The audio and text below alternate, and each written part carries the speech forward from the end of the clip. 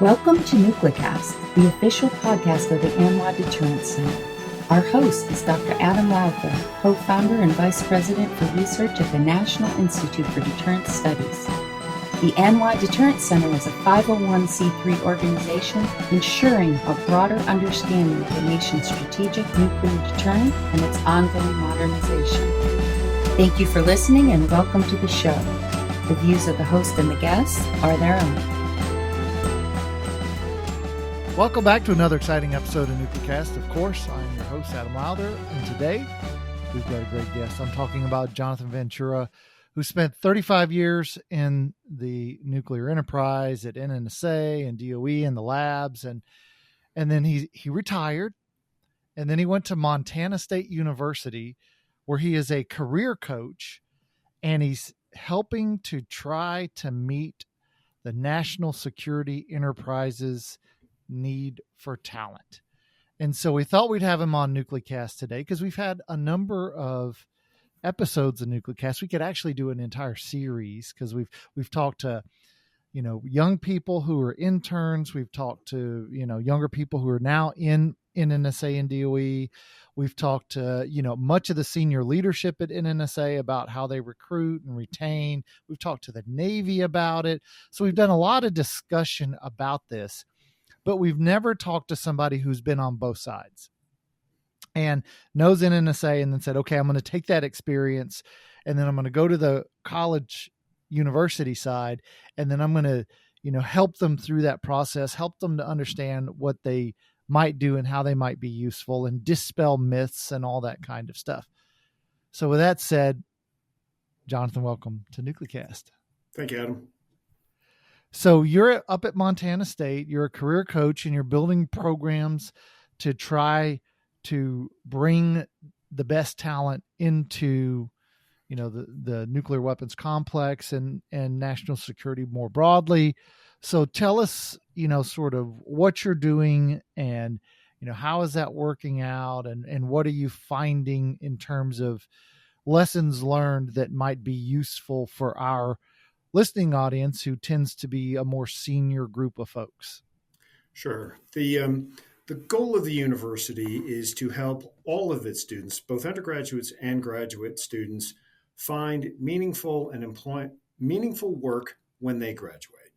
And as a career coach here at MSU, specializing in national security and the federal government, I sit and I get to take all my experiences both at DOE headquarters as well as my time at Los Alamos, and help students understand, as well as faculty understand, that there are enormous sets of opportunities for students across all academic disciplines, whether it's, mechanical engineers, electrical engineers, chemical engineers, to political scientists, linguists, business majors, that there are opportunities for every single academic major available, whether it's at the national labs, Los Alamos, Lawrence Livermore, Sandia, the federal government, whether it's DOE, the Navy, Central Intelligence. Again, how do we get these kids to think more broadly about the opportunities that exist out there, right? I think a lot of the students recognize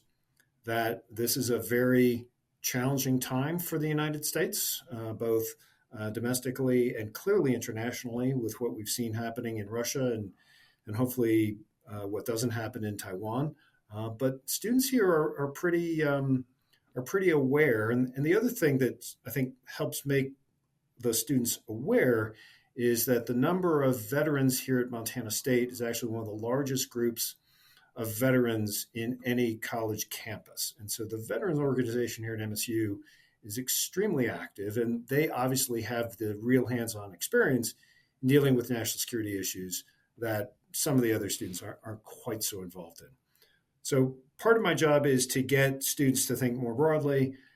The other task I have is to help places like Sandia and Lawrence Livermore recognize, hey, you may not know Montana State University that well, but Montana State turns out an awful lot of really qualified students to go work at your facilities. Los Alamos has found gold here at Montana State And in the last set of numbers I saw, Los Alamos has recruited and hired more than 120 Montana State graduates to go work at the laboratory. So, my view is, gee, if Los Alamos has hired 120 or more, certainly my colleagues at Lawrence and Sandia and Nevada National Security and Savannah River ought to be taking a look at the students that this institution is producing and start making offers to these kids as well. Yeah, and I could see for a lot of kids from schools like that, because early in my career I taught at a sort of a similar school in the South, and a lot of those kids, and I went to Alabama, and a lot of those kids, they tend to be patriotic, they tend to be sort of from more rural backgrounds, Yep. and so therefore they tend to be a pretty good fit for the kind of work and the mindset that it takes to do that vast swath of national security jobs that you've discussed.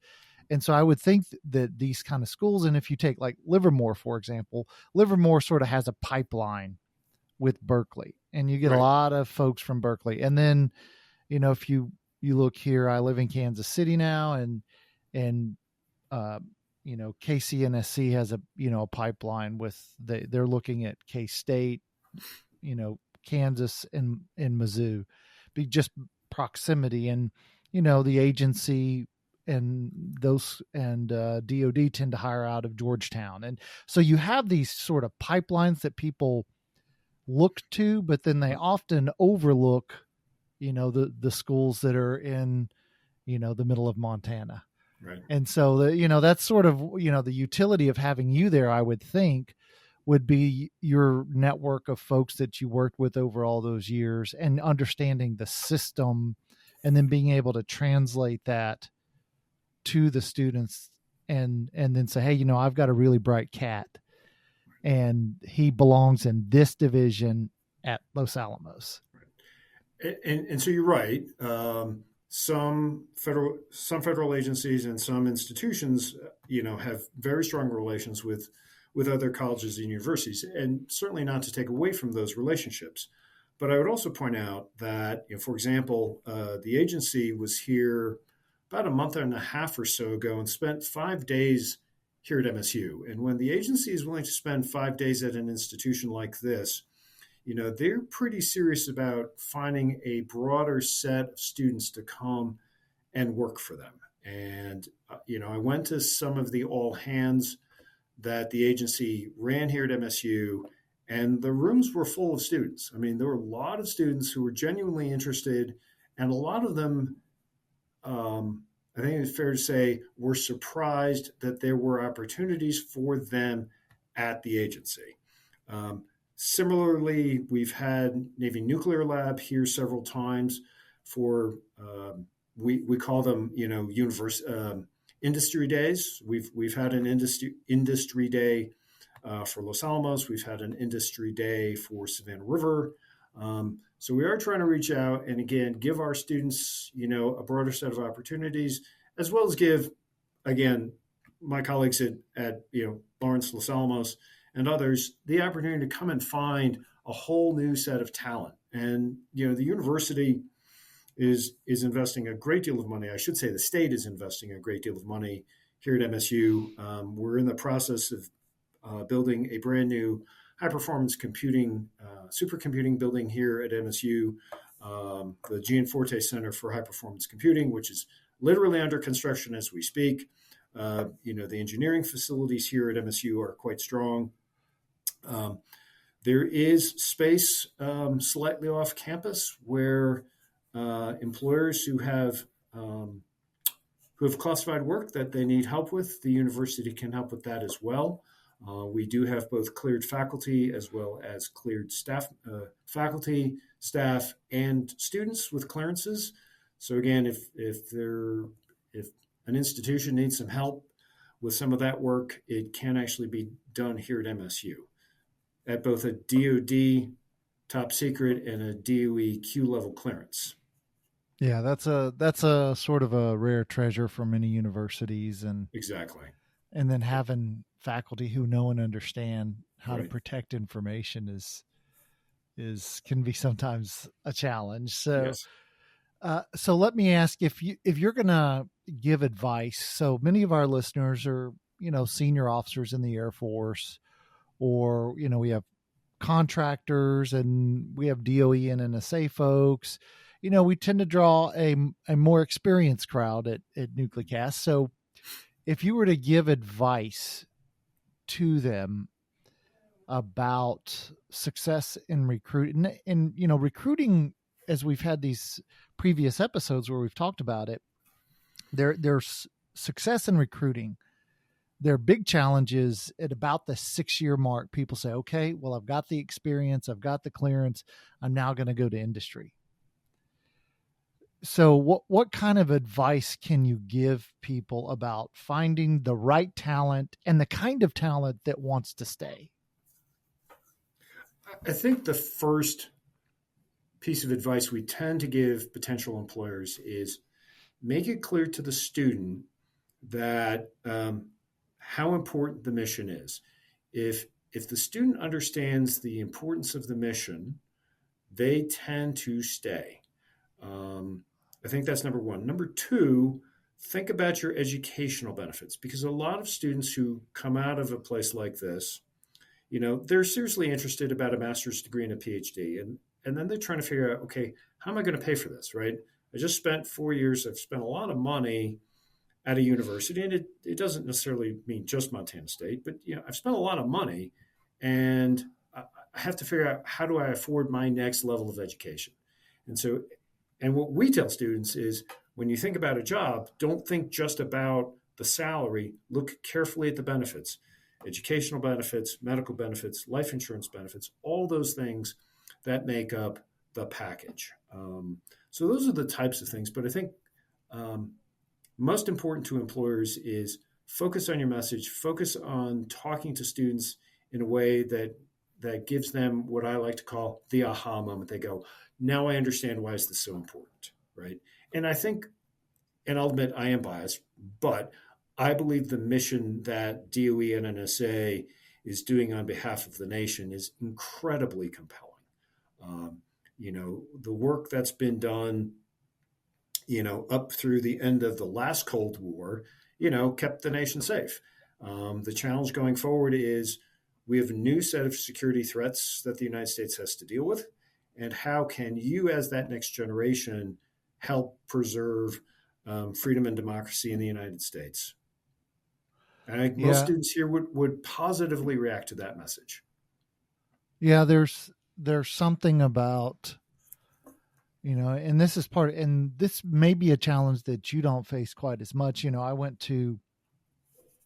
went to school at Arizona State, and at ASU, a big school like that, and many other sort of big schools, most of our engineering students were foreign born. Mm-hmm. And so bringing them into the national security enterprise was just not an option, because they were not U.S. nationals.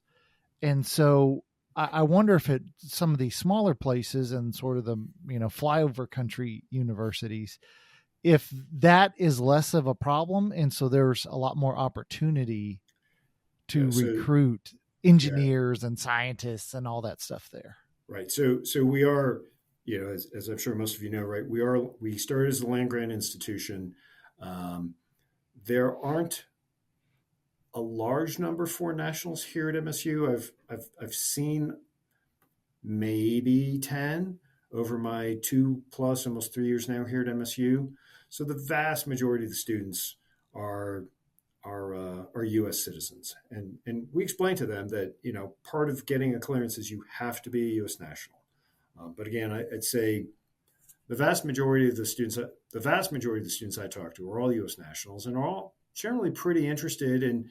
And a lot of them, when I give them my talk about the importance of national security work, they were very surprised that there are opportunities for students without a STEM degree going forward. Yeah, that is particularly in the sort of DOE and NSA complex. I'm not surprised that they're perhaps a little less certain that there's an opportunity for them there. just because they have, they've all seen Oppenheimer, and, they sort of understand some broad aspects of what the mission is. So I will say the movie Oppenheimer has certainly got a lot more students coming to see me. They go, oh, so you worked at Los Alamos, so you know what's going on. Maybe we should talk. And I'm actually seeing a graduate student at noon today to go over her paperwork for, I think, a Lawrence Livermore application. So they're still here, they're still interested, and they're all looking for work. Yeah, and so talk about what the university is doing, and maybe, for those other universities that may or may not do something similar.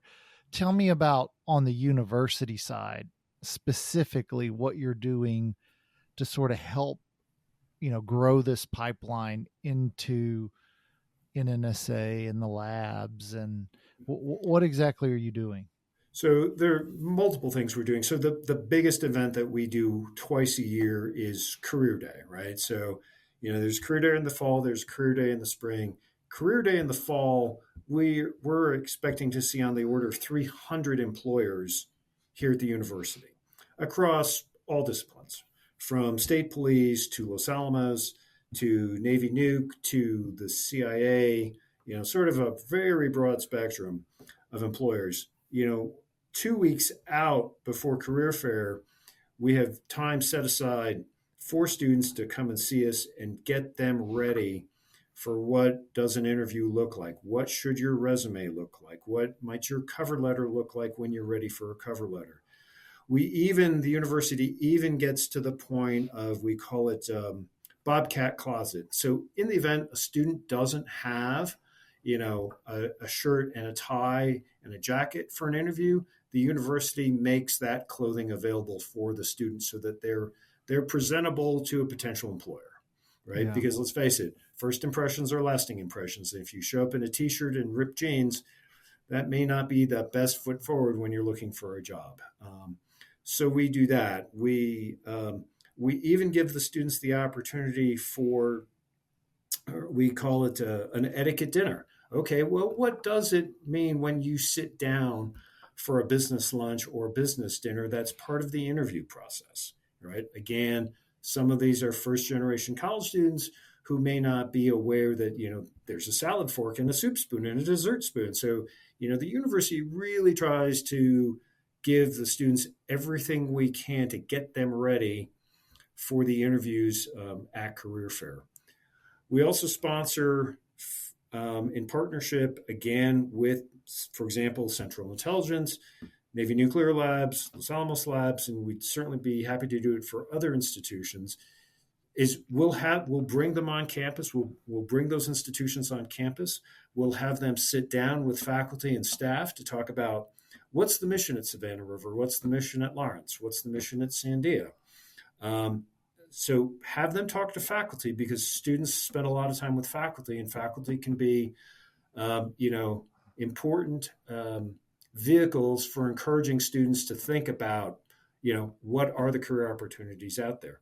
Then we'll also give the folks from, those labs and plants and other places the opportunity to go into classrooms, talk to students in classrooms, have a pizza, get together at the end of the day so students can have the opportunity to talk to representatives from these institutions, so the students can sort of have some one-on-one time and think about, well, maybe I really do want to work at Savannah River, or maybe I actually do want to go work at Kansas City. I hadn't thought about it, but now that I've talked to folks from these institutions, it's actually pretty interesting work, and maybe it fits really well with my degree.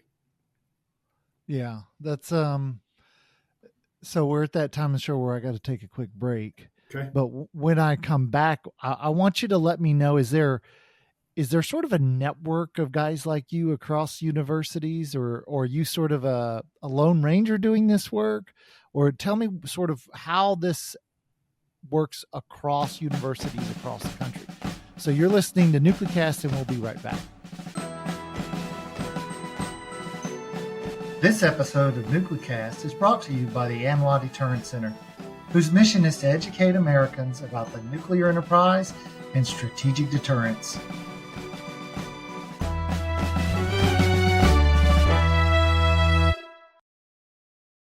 And we're back and we're talking to Jonathan Ventura at Montana State University, the Cats. Cats. And he's telling us all about his efforts. You know, he spent his career in, of course, at DOE headquarters and at Los Alamos. And he, you know, you were the editor of the National Security magazine up at Los Alamos, because I read that periodically, so I was familiar with it.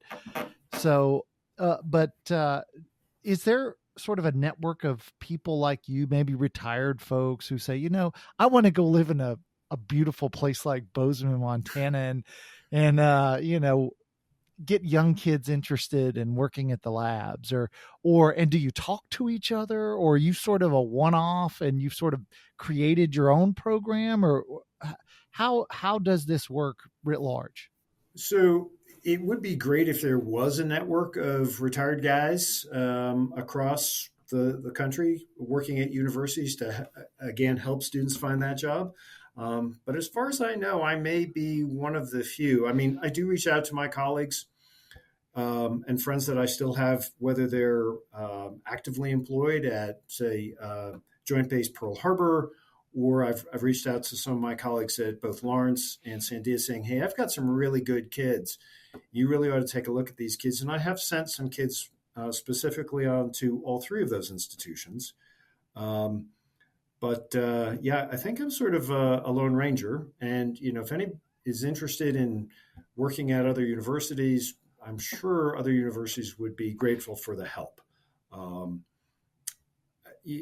And part of the reason I do it is that I remember how difficult it was for me to find my first job when I got out of graduate school in the nuclear weapons enterprise. And I figured if I can give some of my knowledge to students and make it easier for them, by all means, let me help, right? And I'm having a dinner tonight with a student who just received his PhD in mechanical engineering, and I believe he's taking a job at INDOPACOM in Hawaii, in part because I reached out to a friend of mine at INDOPACOM and said, hey, Dan, I've got this really great doctoral student in mechanical engineering I think would be a really good fit to INDOPACOM. And I know that the individuals had, I believe, 3 interviews, and he said, hey, can we get together tonight? I've got some great news for you. So I think that's what he's going to tell me tonight.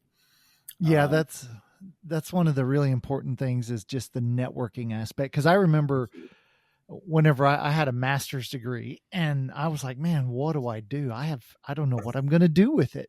Right. And so I ended up going back to school to get a PhD, because I thought, well, at least if I do that, right, you know, maybe I'll have more opportunities.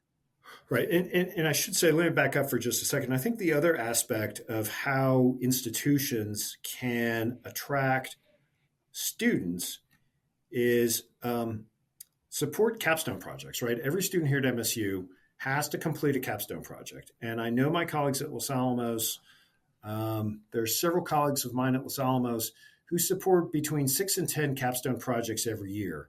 And, you know, again, it gives the staff members at the laboratories, production sites, the opportunity to create a long-term relationship with a faculty member and a relationship with students. And those relationships are really, really important in terms of how do you get somebody, once they're done here, to commit to, you know, San Diego or Los Alamos or Kansas City or Savannah River or Nevada, right? Yeah. And get those relationships established early. You know, make sure students know that they're internships, and that's part of my job, is to help students understand, you know, there's a very large internship program at Los Alamos, and the other labs and you students should apply to these internship programs. They will give you insights into what these institutions are like and help you make a decision. Is this a good place for me to work long-term, or is this just okay for a summer job? And it obviously gives the laboratories and the production sites and DOE the opportunity to say, I really like that student. We should really aggressively go after him or her. Yeah, let me second that, because I had a PhD student in mechanical and nuclear engineering at K-State who went to Idaho National Labs and KCNSC and had a couple of other summer internships in the intelligence community and ended up taking an IC job Right. because of that internship. And she sort of knew, I don't want to do this kind of work, but I do want to do this kind of work. Right. And so those summer programs, and you get paid, and it's not, sort of money out of your pocket to do it. You're getting paid for it. So you have a great opportunity to go sort of figure out what you like. And then they now know you, like you said, they know you. Right. And so therefore you can work through that process, and it's not a blind process anymore. So that's certainly a great thing to do. Right. And I would point out for employees who are thinking about coming to the fall career fair or the spring career fair, we obviously track how many students actually go to career fair. And so we're seeing anywhere from 1,800 to about 2,500 students going into career fair with resumes, ready to talk, and pretty serious about, we want to work, or I need a job. I want a job. And, fall career fair is our largest. Spring career fair runs about 100, 150 employers. But, the fall career fair, again, 300 plus employers, it's a pretty big deal here on campus. Yeah, for sure. I remember going to one myself whenever I was an undergraduate. So they're important. Okay. They're very important. And we tell students, we have orientation starting next week for the incoming freshman class, and the provost I work for, one of her talking points next week to both students and parents is, you need to start this process early. It is never too early to write a resume. It is never too early to go to a career fair and start experiencing it and start building up those relationships. Yeah. I second that. I've got a 14-year-old who is, he got a job at Chick-fil-A, and we said, hey, before you apply for this job, you got to have a proper resume that, right. He's got his own lawn business, and he's an Eagle Scout, and he does all this stuff. And it's like, man, put that on paper so that people can see you're doing useful, solid things. And then when he went in for the interview, it was, hey, I already know I like you because you're one of the few that does this. So I second that idea Excellent. Of get a resume, get it early. Right. And in a couple of years, Adam, have them apply for a position here at MSU. Well, we're now at that time in the show where I'm going to bring out Bob the Genie. And as I rub my magic lamp, Bob grants 3 wishes to all of our guests. But you can't ask for wealth or world peace or, youth or any of that stuff. You got to wish for things relevant to our discussion today. Okay. So with that, let me ask you, what is your first wish?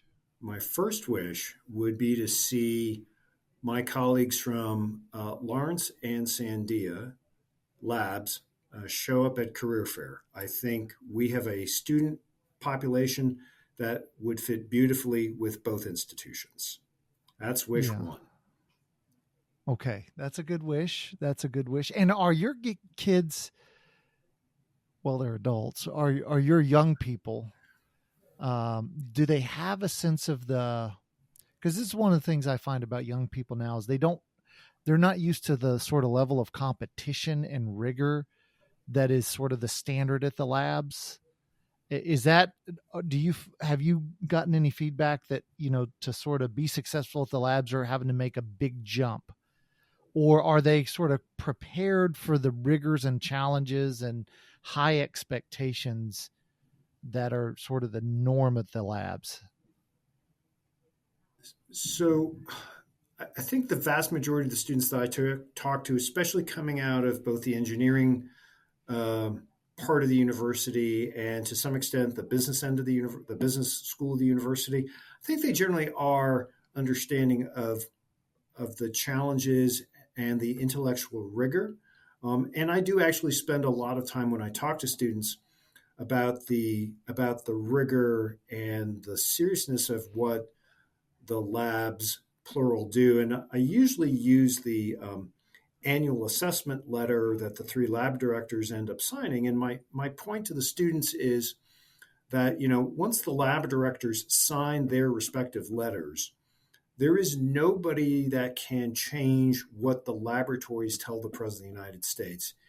And I explained to them that, that's a really unique responsibility that reflects on the intellectual rigor and excellence that resides at the 3 national laboratories. And most students are very surprised by, gee, you guys write a letter to the president and nobody can edit what you tell the president of the United States. I said, exactly. And that is why working at a place like the National Labs is so important. Yeah. Yeah. Okay. So wish number 2. Wish number 2 is that the National Labs continue to exercise, and I know they will, the scientific excellence that the nation has relied on them for the last 70 plus years. The intellectual excellence, the rigor and the vigor of scientific research of the national laboratories is so vitally important to the security of the United States. Yeah, couldn't agree more. Absolutely. How about wish number 3? Wish number 3, a good snow season. Oh, does that count? A good snow season here in Montana?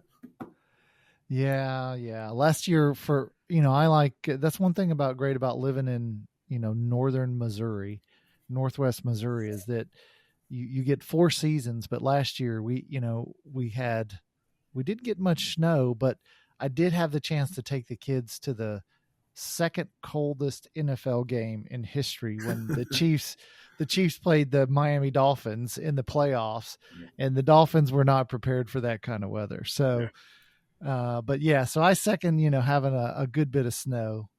Yeah. Cause I'm sure you want to have that time to ski, which, I second that. Yeah.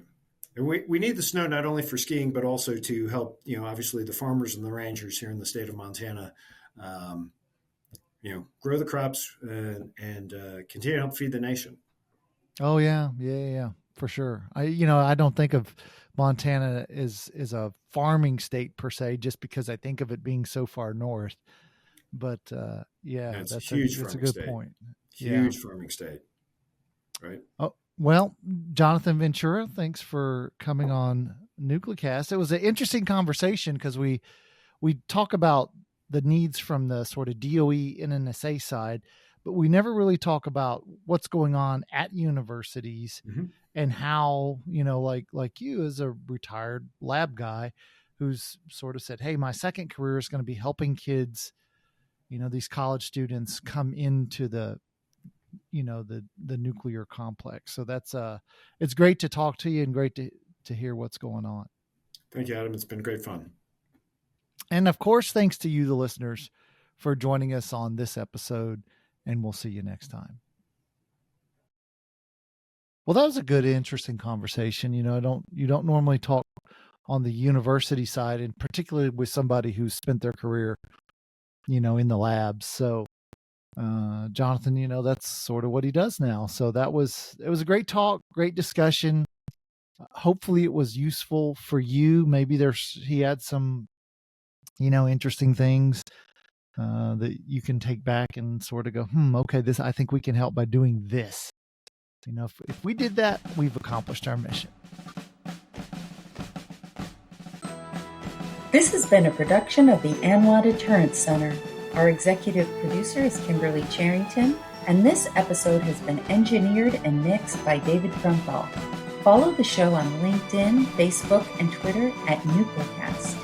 Listen, follow, and review the show on Spotify, Apple Podcasts, Amazon Music, or wherever you listen to your favorite podcasts.